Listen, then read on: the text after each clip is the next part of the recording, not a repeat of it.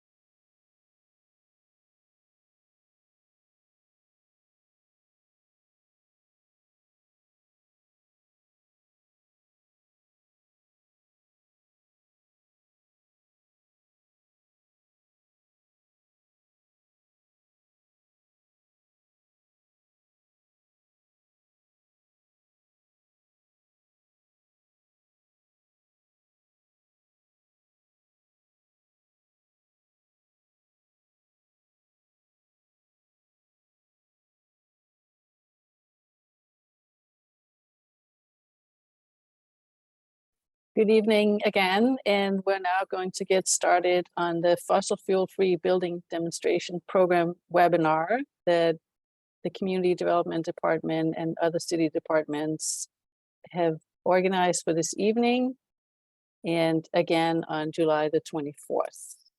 Let me start by going to the next slide to introduce who is in attendance from the city this evening. My name is Suzanne Rasmussen. I'm Director of the Environmental and Transportation Planning Division in the Community Development Department. Also here is Nikhil Nedkarni, an Energy Project Planner, Jennifer Ballou, Sustainability Project Planner, and Brad Pillen, Energy Engagement Planner, all in the Community Development Department.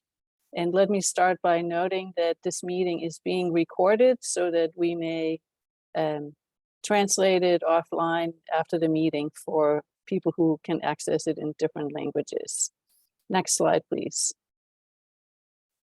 A quick overview of how you can participate this evening. This meeting is held in a webinar format, so the way you can engage is by asking questions through the question and answer feature in the webinar. If you have any technical issues, please send an email to jballou@cambridgema.gov. You can see that at the bottom right-hand side of this slide. The way you are joining the meeting is with your video and microphone off, and that will stay off for the entirety of the meeting. You can type your written questions or comments in the Zoom Q&A panel. You can find that at the bottom of your Zoom screen. It looks like you can see here on the slide, it says Q&A, and you can post your question there, and we will either, if it's an easy question, answer it in writing as we go along in the webinar, or we will read out the questions at the end of this meeting and provide answers in person. Next slide, please. The agenda for this evening has several elements.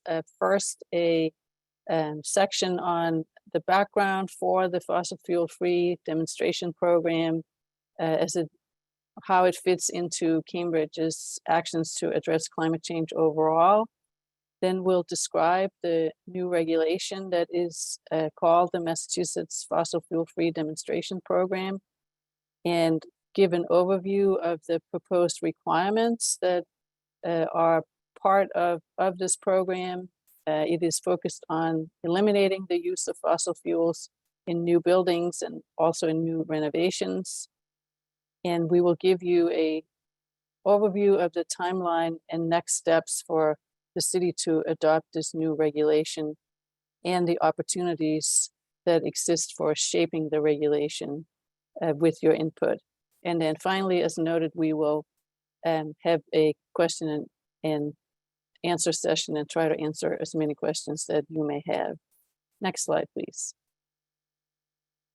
So first, a little bit about the background of Cambridge addressing climate change. Next slide, please. So the city has, for a very long time, been committed to taking action on climate change. And we work on climate change in two different ways. One, to bring our greenhouse gas emissions to zero by the year 2050, which is what this meeting will address, and also to prepare for the inevitable impacts we will be experiencing from climate change. And Cambridge is doing this as part of a larger coalition of cities in the Boston area that all have committed to meeting the target for eliminating greenhouse gas emissions by the year 2050. Next slide, please. In Cambridge, buildings produce the most greenhouse gas emissions. As you can see on the pie chart, buildings are more than 80% of the greenhouse gas emissions that are produced in Cambridge, and transportation represents 10%, and waste only 7%. The building greenhouse gas emissions come from the use of fossil fuel on site in your building, and that is represented by either using gas, oil, or potentially other forms of fossil fuel, and from electricity use. Electricity in our state is getting cleaner each year, and utility companies are required to deliver an increasing amount of clean electricity every year. And it is expected that the grid that delivers electricity will be mostly renewable as soon as 2030. Next slide, please. Cambridge has developed a long-range plan. We call it the Net Zero Action Plan to reduce greenhouse gas emissions from buildings. And that plan was first adopted in 2015 and was recently updated through a process that involved many community stakeholders, the city council, and others, just in late 2021, so very recently. That plan identifies all of the policies and programs that are being recommended to eliminate greenhouse gas emissions and allow us to get to no emissions from buildings by the year 2050. Next slide, please. The Net Zero Action Plan, as I said, has a range of different actions, and it is focused on emissions both from existing and new buildings. And this evening's conversation will primarily focus on new buildings or buildings that are being very substantially renovated. And as you can see here, this is an overview slide from the Net Zero Action Plan. Some of the elements in the plan are requirements, and some have to do with the types of incentives and support that will be provided for building owners to be able to meet these targets. And some things come from what is happening with the energy supply, such as the electricity grid. Next slide, please. Specifically, the Action 2.1 in the Net Zero Action Plan calls for new buildings to be net zero from the start, including actions to have Cambridge advocate to the state to develop net zero building codes, since the state of Massachusetts, not Cambridge, sets the building codes, and to adopt such a code as soon as the state makes it possible, and eliminate pathways for fossil fuel use in new construction, because it's the best opportunity for fully electrifying a building if it happens from the beginning.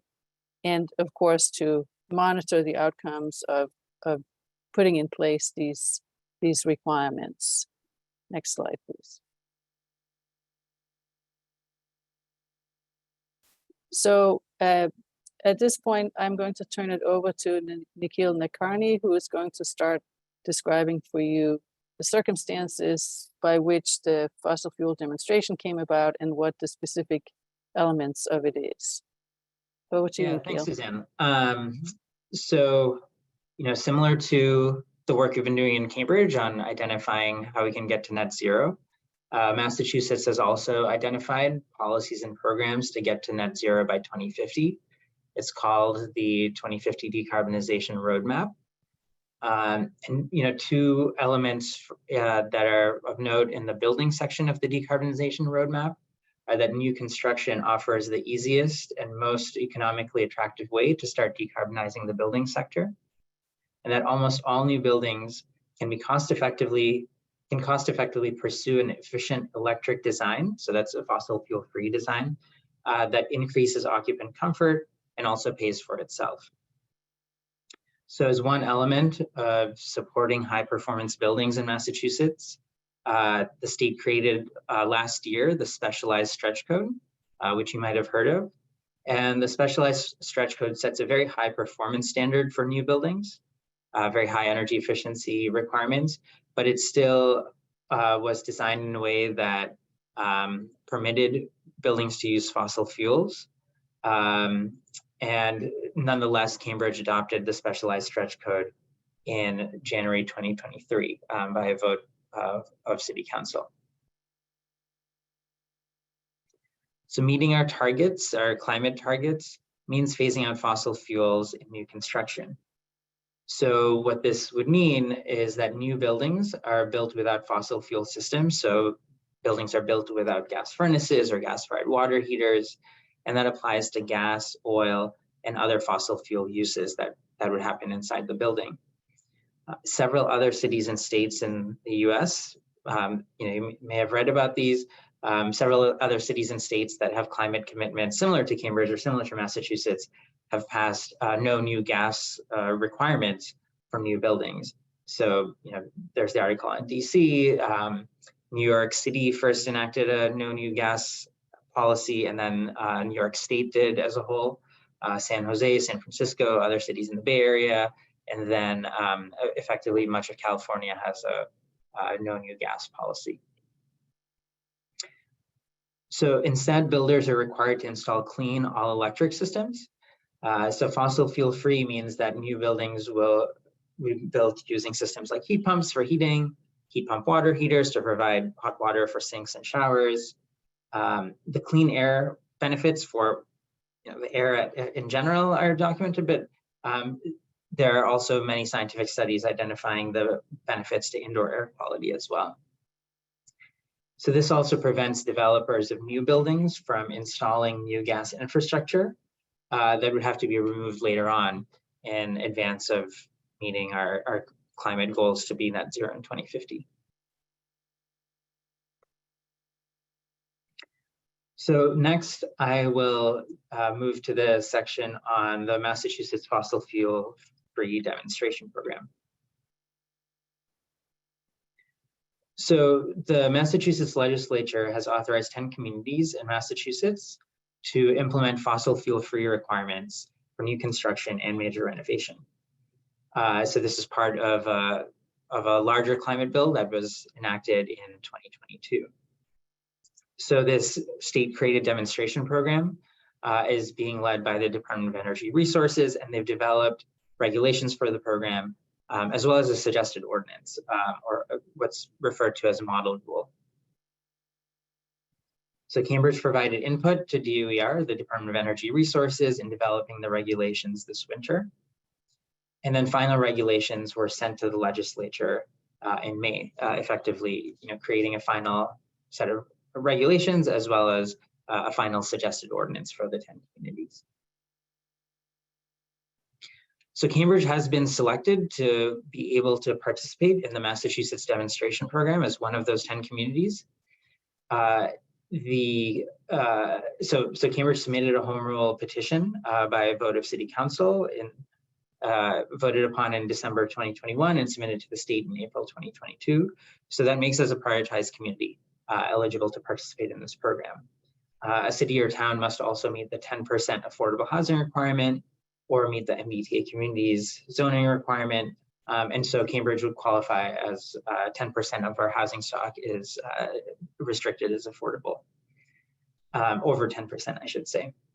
And I should note that if a prioritized community drops out or is unable to meet the housing requirements, DOER is likely to select a substitute community. And just for context, both Somerville and Boston are expected to pursue participation as a substitute community. The other 10 you can see on the right side: Arlington, Lexington, Brookline, Acton, Concord, Lincoln, Newton, West Tisbury, and Aquinnah. And 6 of those, as of today, as you know, from what we've learned, have already voted in their town meetings or select boards to move the fossil fuel free requirements forward and to adopt them. So the next item in our agenda is to actually understand what fossil fuel free requirements mean for new buildings and for major renovations. So the demonstration program requires new buildings and major renovations to be fossil fuel free.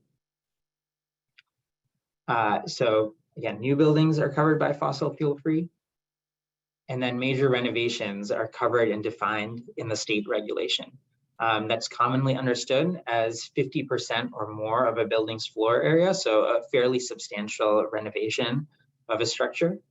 There in the sidebar there's a little bit more information that summarizes the sort of detailed code-based definitions of major renovations. So again, 50% of a building, or if you're adding in a way that doubles a building's footprint, or adds 1,000 square feet to a single or 2 family house, or 20,000 square feet to a non-residential building. It is important to note that the state regulation that the legislature passed exempted hospitals, medical offices, and laboratories. So those buildings will not be affected by fossil fuel free and cannot be affected by Cambridge's adoption of the fossil fuel free demonstration program. So as I mentioned before, the demonstration program has a suggested ordinance, or as referred to as model rule.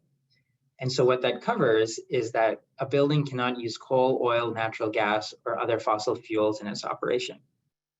So this would generally be understood to include things like heating, hot water systems, lighting, cooking, clothes drying, and potentially commercial process loads. So restaurants, dry cleaners, manufacturing. A city or town may propose limited exemptions or changes to the model ordinance with justification. So while DOER has established a model ordinance as suggested language, it is language that the city would have to justify if we chose to make any minor amendments to that. And the model ordinance is based on the specialized building code that I mentioned a few slides ago. And it basically would be structured in a way that the mixed fuel pathways that use fossil fuels in the code, those pathways are eliminated, and the all electric pathway in the code is the means of complying with the building code going forward.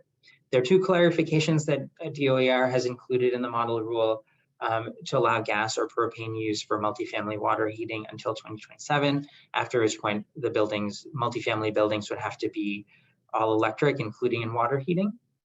And then it spells out that major renovations, again, the sort of large-scale renovations, can't install new fossil fuel equipment for heating, hot water, and cooking. And the emphasis there is on the installation of new equipment being prohibited. And then finally, I'll note that the state will be conducting an evaluation of outcomes. So the City of Cambridge already posts our building permit information on open data. We'll be actively providing that to DOER upon adoption of fossil fuel free. And then DOER will also access energy use in a secure way from the utilities so as to evaluate the emissions impacts of going fossil fuel free. And so the next item in our agenda is a timeline of the program structure at the state level, and next steps for adopting regulation here in Cambridge. So per state regulation, Cambridge must submit its final application, including the proposed ordinance and the date effective to DOER by September 1st of this year. So that's a little bit under 8 weeks from now. Failure to do so by that date would result in elimination from the program. And municipalities can submit their applications earlier to DOER for feedback. And again, 6 other communities have already moved forward with that process. So we're sharing information about the program with Cambridge residents and building owners. So there's information at this webinar. As Suzanne mentioned, there's going to be a second session with similar content, but the same presentation effectively on July 24th for folks who can't make it today. We are engaging with building professionals, folks working on new buildings, designers working on major renovations at this week's specialized code webinars.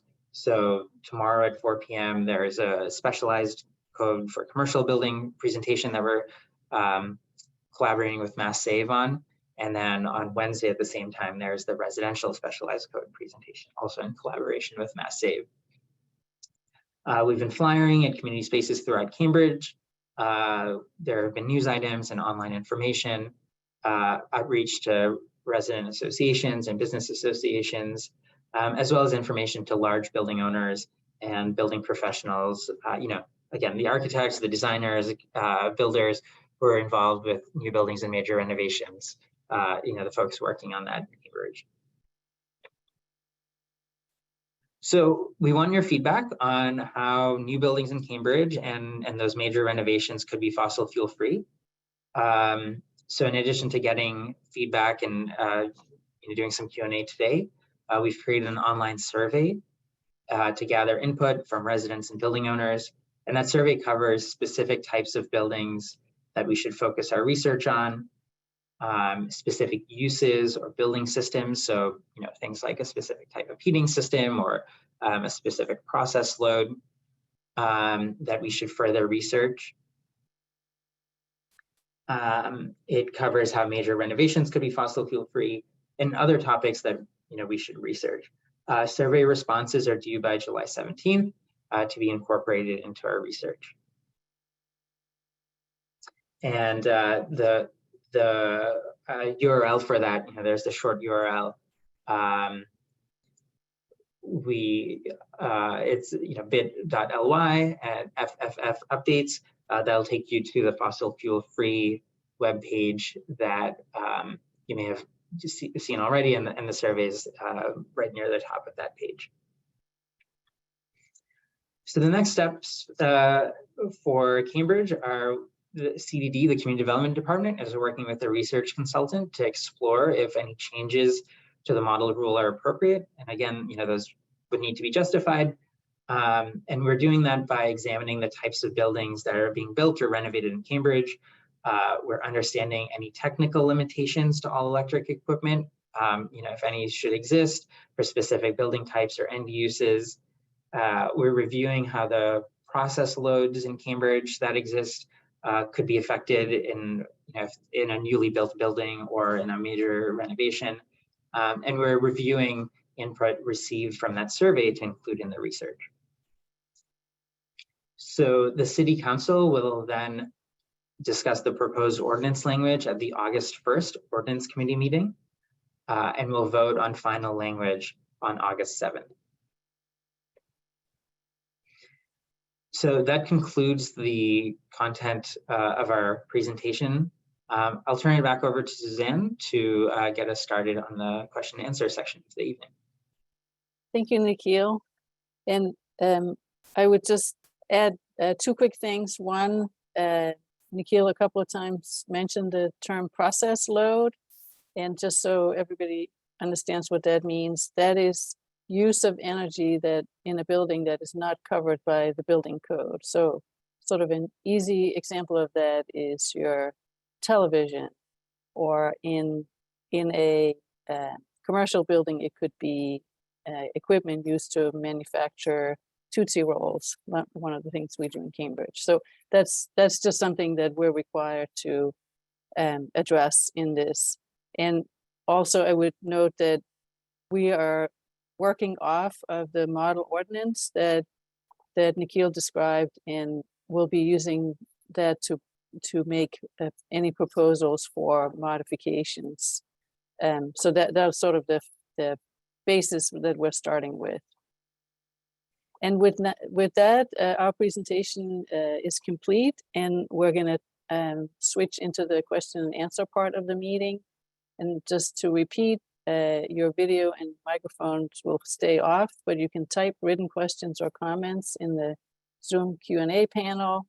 It's at the bottom of your screen, and looks like the black box with the little thought bubbles, and you can use that. And we have a number of questions and comments that are coming in, so we'll just start from one end and start addressing them. And I think we might just go in order right now, and then we'll see if we need to start sort of if there are questions that come in that address answers that we've already given, they will show up in, we will give a written response to that. So the first question we received was, how will major renovations for campus buildings that are connected to central utility plants or fossil fuel based district energy? So you have one power plant and you have a bunch of buildings connected to it. And that is one of the things that we're looking at. The model ordinance does not address this, and we're going to be looking at that as part of our technical research and come up with a proposal for how that might be handled. So that's something that will definitely be discussed at the August 1st meeting of the City Council Ordinance Committee. The second question is, with respect to condominiums or individual apartments, if an individual owner has major work undertaken, does that kick in the ordinance, or is it only if 50% of the whole building? And it notes that a lot of people don't understand this. So Nikhil, maybe I can ask you to speak to that. Sure. The definition of major renovation is really based in the building code, and it refers to what's called a level 3 renovation. And the level 3 renovation, it refers to 50% of a building's floor area being renovated. So it is defined at the building level, not at the unit level. So 50% of a building would need to be undergoing a renovation in order to qualify as a major renovation. Thank you, Nikhil. We have a comment about how to avoid that buildings that are being renovated would result in costs being passed on to tenants. And in the comment, there's an example given of how a building was renovated and costs were passed along to tenants. So there isn't a part of this ordinance currently that creates a prohibition against building owners that are renovating their buildings to pass along those costs. And of course, that is not the case with any building renovation right now. So that is something that would need to be discussed separately, but that is not something that's in place as part of any of these requirements. We have a question: when a natural gas-fired hot water heater fails in a multifamily building after 2027, can they replace like with like, or do they need to make it all electric? And I'll turn that over to you, Nikhil. Yeah, that's a good question. So the way the fossil fuel-free demonstration program is set up is that it applies to the method of construction when a building is newly constructed, or again, the renovation when a building undergoes a major renovation. It doesn't have sort of requirements for that building in operation later on, or sort of individual equipment. So really, so to this question, so if that gas-fired water heater were to fail in a multifamily building, this program doesn't really affect the installation of individual equipment, right? So that multifamily building could install another gas-fired water heater, an oil-fired water heater for that matter.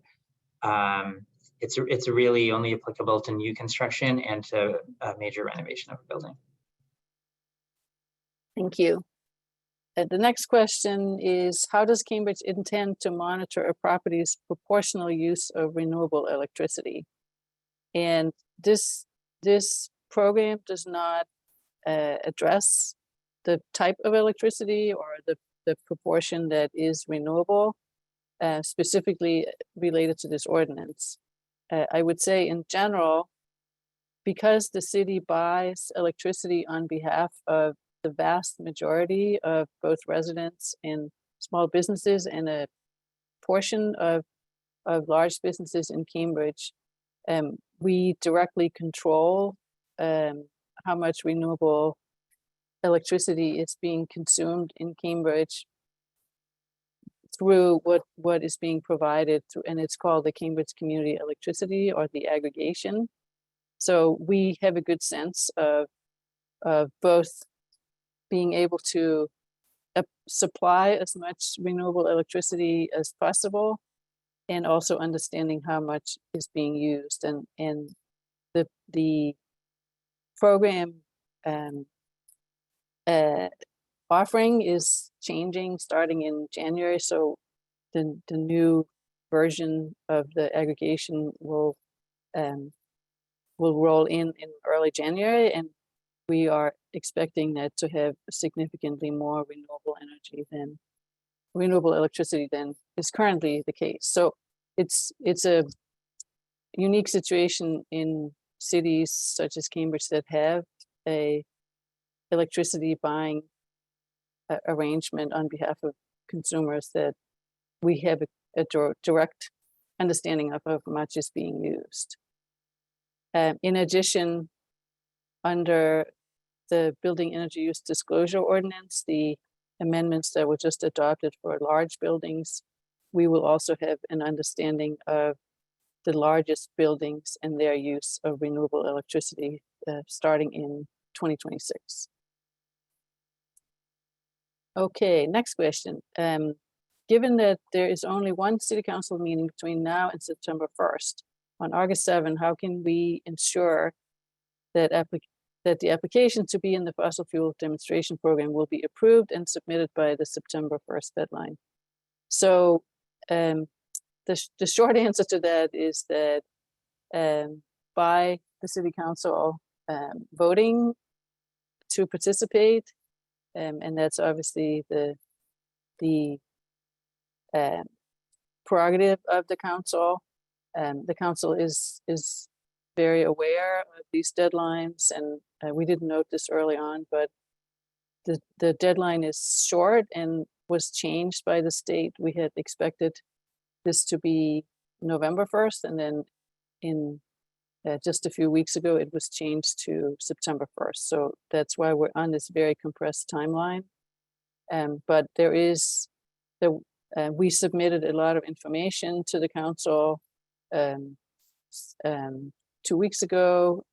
The ordinance has been moved to a second reading, which means that it is available to be voted on August 7th. And as noted, there is an ordinance committee meeting, which is a committee of the whole, meaning all councilors are members of the ordinance committee. And that takes place on August 1st. Okay, next question.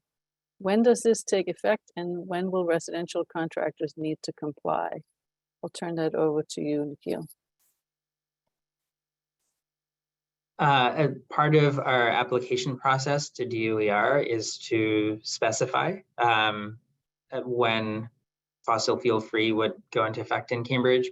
Among the 6 other communities that have passed, I believe a lot of them have structured it so that goes into effect about 3 months after DOER approves their proposed language. So as part of our application process and as part of City Council's consideration of the measure, we will be developing the date effective.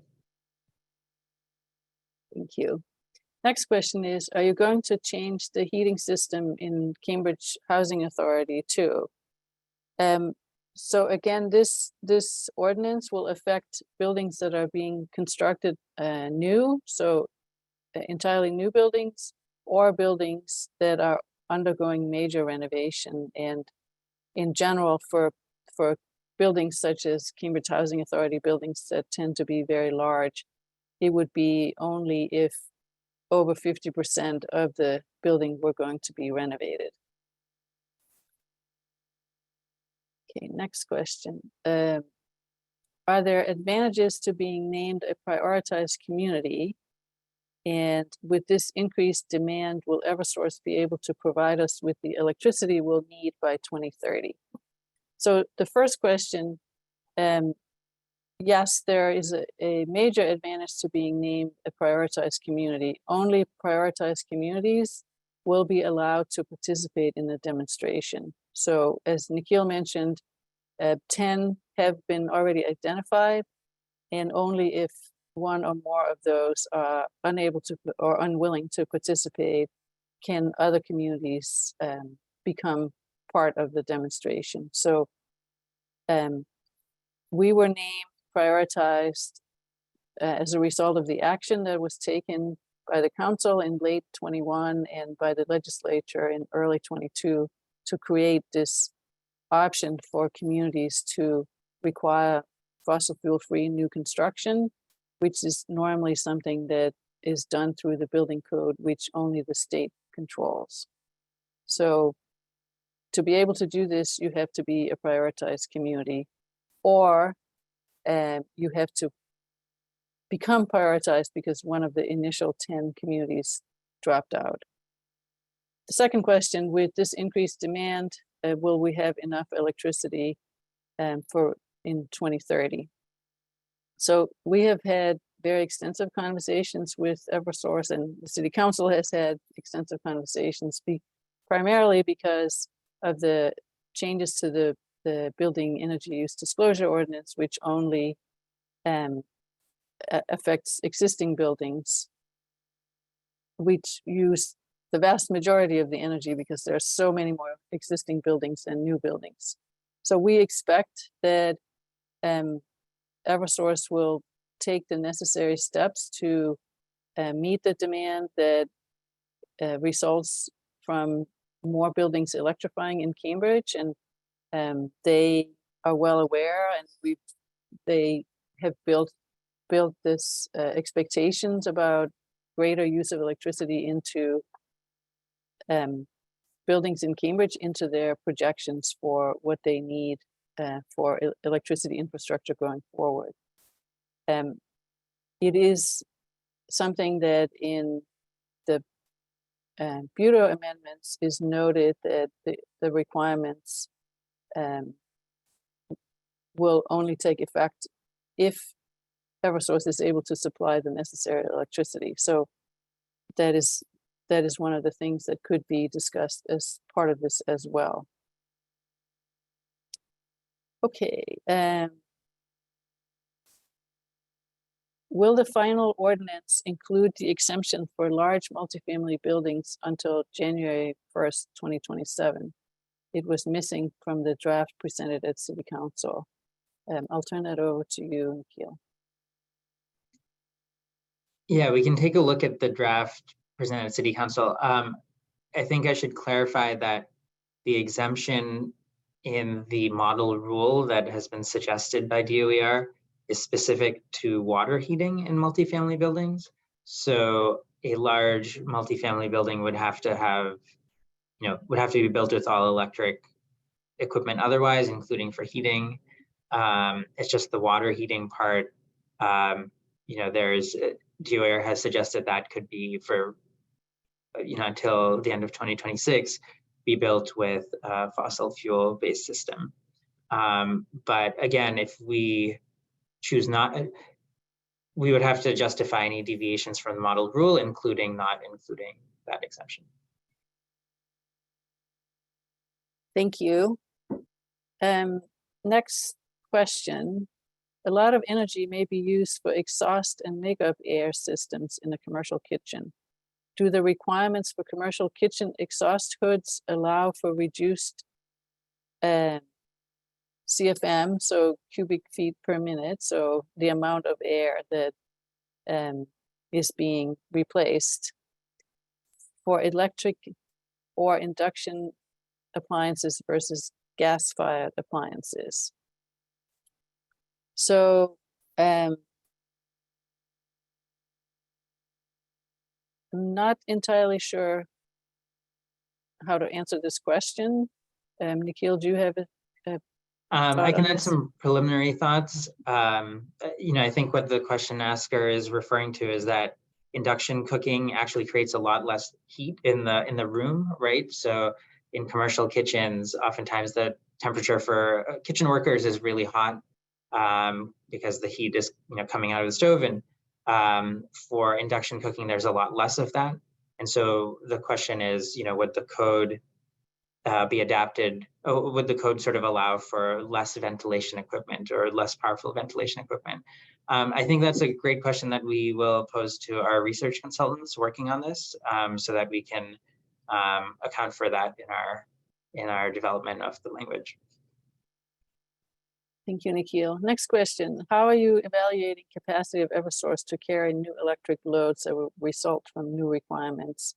I think I addressed this question, but I just add the additional thought that Eversource has started doing a fairly complex load forecasting, meaning understanding how much electricity they need going forward. And as I noted, this is based on the actual regulations that are being proposed and an understanding of what is likely to be built in Cambridge or renovated. So I think their ability to predict, and I would say that they always plan for worst case scenario,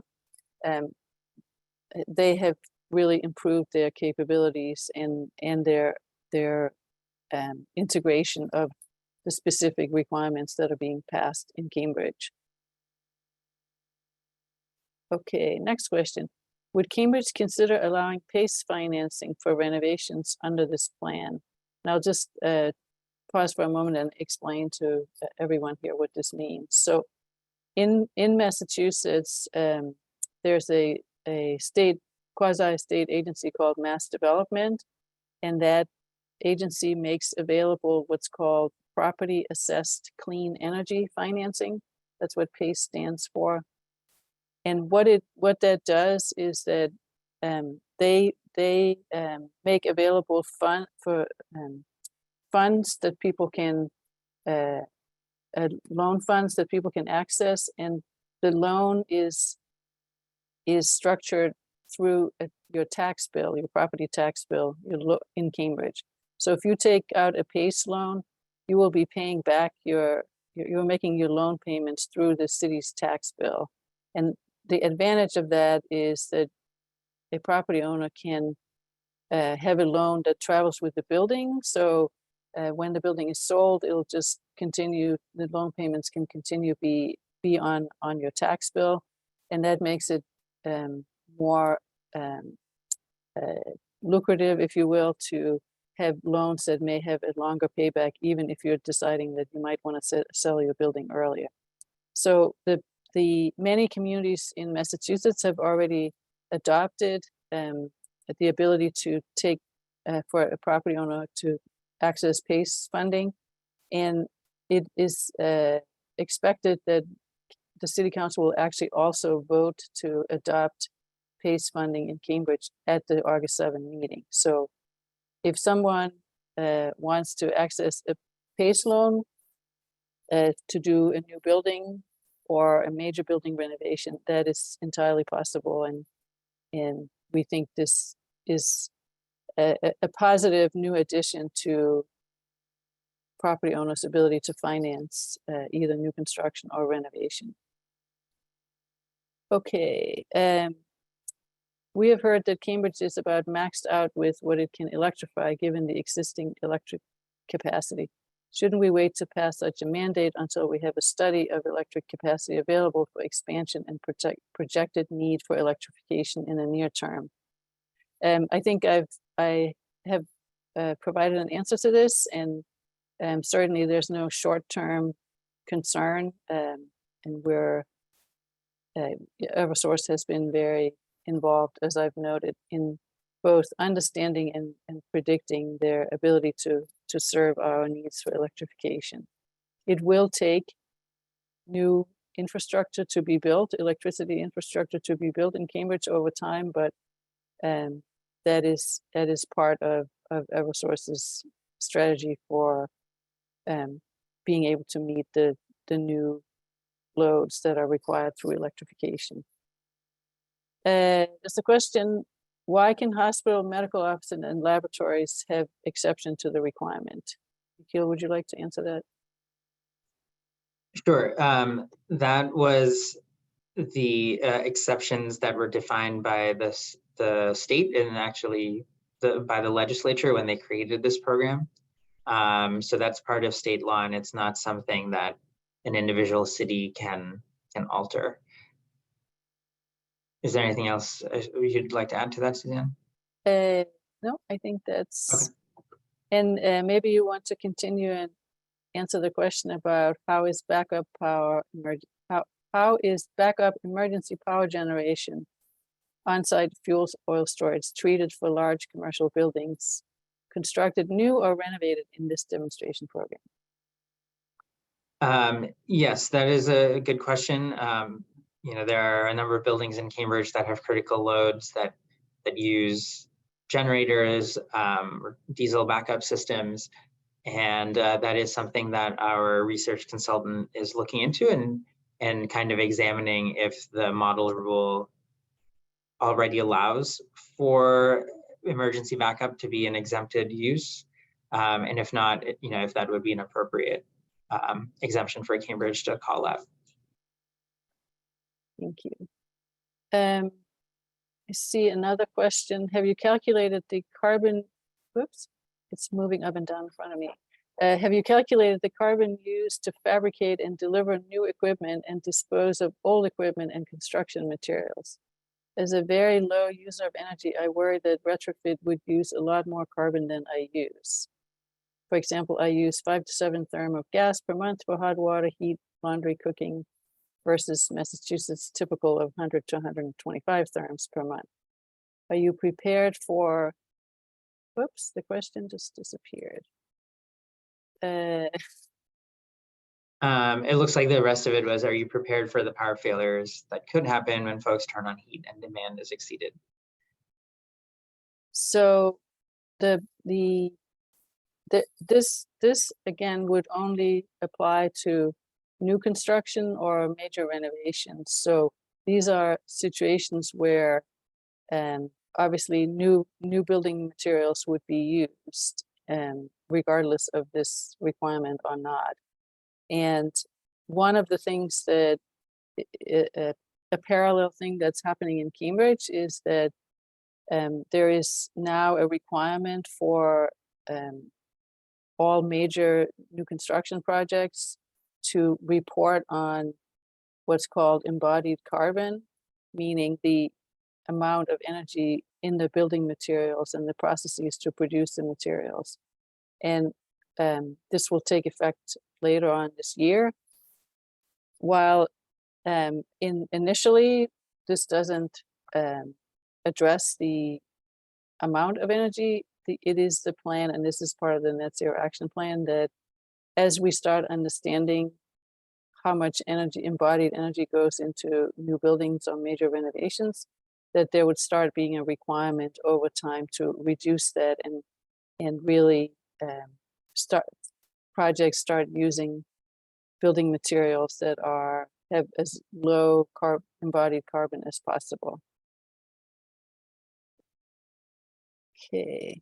I'm not sure whether it looked like there were more questions, but I will just look at the ones that I see here in front of me. And if anybody feels that when we get to the end, a question that they posed has not been answered, please feel free to repost it. So here's a question: will the Greater Cambridge Energy Project, due to be completed in 2028, provide us with the electricity that we need for this? I understood that Eversource can only build out for permitted projects. Wouldn't this add to that load? So again, I'll sort of try to answer at a higher level. Eversource understands very well the requirements that are being put in place in Cambridge, and right now they're undertaking building a brand new substation in the Kendall Square area that for the foreseeable future will be able to serve all new needs for electricity in the eastern part of the city. They have indicated that they intend to, and based on their projections, also need to make a major upgrade in the Alewife area, and they are starting to plan for that. I think and there have obviously been quite a number of questions that relate to what if the electricity is not available, then how can we have these requirements? And as noted, this is one of the things that is addressed in the building energy use disclosure ordinance by saying, like, if you are seeking to build a fully electric building, and Eversource says we cannot serve you, then you will not be held to the requirements. And that is something that can also be considered as part of this. And I don't see any more questions. I do see a comment which I think is similar to what I just said, that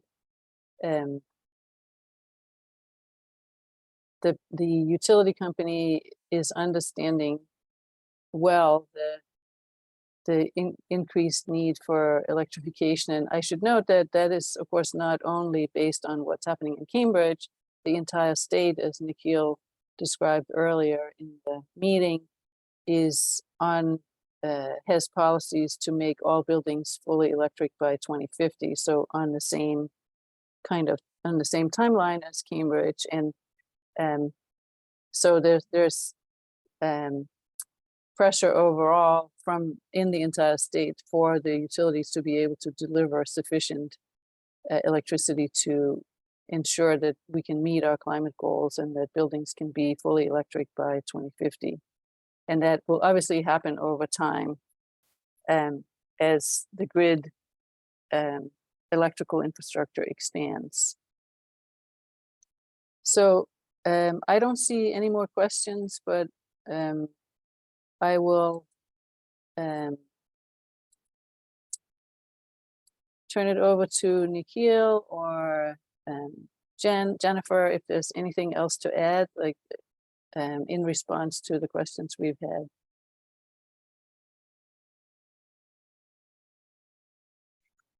Yeah, thanks, Susan. I'll just add one comment, which is, it's important to remember that the city is one of the communities that has adopted the specialized stretch code. So any new buildings built in Cambridge are expected to be very highly efficient, built with a lot of insulation, overall sort of high performance exteriors of the buildings. And so, building with all electric systems is expected to be very efficient and sort of, a minimal amount to the building's electrical load, compared to what it would be using, for summers during air conditioning and stuff. So, there's a very strong baseline of energy efficiency underlying the fossil fuel-free program. Thank you, Nikhil. Anything else from Jennifer or Brad? I'll just encourage people again. I've linked in the QA a couple of times the survey, and I know we've gotten quite a few responses from you guys even over just the past week. So please feel free to utilize that link and let us know your thoughts via the survey. And if you have any questions or thoughts that you don't think can be captured in the survey, you can always reach out to us. You can reach out to Brad at the email address on your screen, and we're happy to answer any of your questions. Thank you. And Jen, can I just add, for folks who might need any translation of the materials related to the slides here today, if you go to that same website, there's a link to fill out a language preference, and we can work with some of our colleagues to get translated materials over to you. And just to add to that, we are seeking as much input as at all possible in this very compressed time frame. So again, please fill out the survey. If you have networks that you would like to share information with, we can, you have the web link here. We can also supply you with flyers. And we have the webinar on the 24th where we expect to cover very similar material for anyone who couldn't attend today. And Brad is here, so please feel free to email him if you're either looking for more information or answers to questions or suggestions for how we can more widely distribute this information to others. And with that, we'd like to thank you very much for attending. It's great to have so many of you here and an opportunity to answer your questions. And that is it for this evening. So thanks again. Bye.